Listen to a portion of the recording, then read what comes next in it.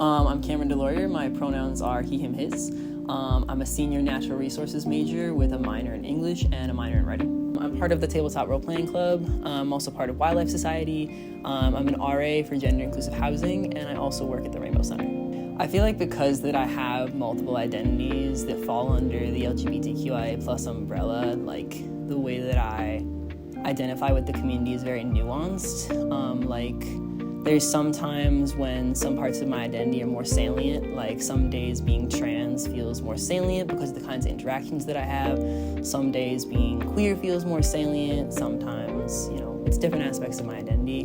But I feel like overall, being part of the community means a sense of togetherness for the sorts of things that sometimes other people don't understand. So it's not so much, at least for me, always about what the specific identity is as much as solidarity, just being there for each other even if we don't exactly understand each other's experiences. My first year, I wasn't out really at all.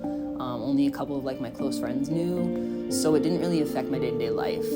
But after the worst parts of the COVID-19 pandemic, I came out as transgender, and that really impacted all of my day-to-day, everything that I do on campus. I ended up deciding to live in gender inclusive housing because that was the only place on campus that I felt like I would feel comfortable and safe living in. The more that I pass as being a guy, the less it comes up, but especially when I had first come out, I had a lot of very negative interactions with getting misgendered by staff, by students, especially when I was on duty as an RA, because our name tags don't have pronouns.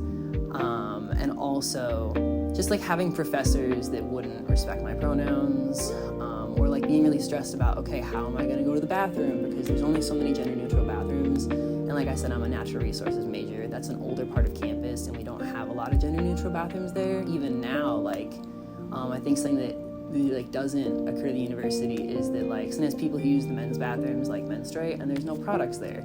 So it's really hard for me to find places to go sometimes. I would say that when it comes to National Coming Out Day, just to remember to be kind to yourself, and it's okay if you're not ready to come out yet. And coming out doesn't have to mean you post on social media and you tell everybody. I feel that's kind of the experience that gets stereotyped as coming out now. And I think it's important to remember that coming out can be a journey. Coming out implies, the term itself implies that it's a thing that you do once. But I feel understanding your identity and conveying to others is really a journey. And that's something that you should take at your own pace. And if it's not safe to do that, you shouldn't feel bad about that. It can be a beautiful thing. It can be a freeing and liberating thing. But you have to take care of yourself and be ready and be safe. So if there's a couple people that you can tell how you're feeling, do that. And just remember that even if you don't have people that you feel you can come out to now, we're out there. And there are people that you don't even know yet are going to care about you and that are going to love you and accept you more than you thought that could happen.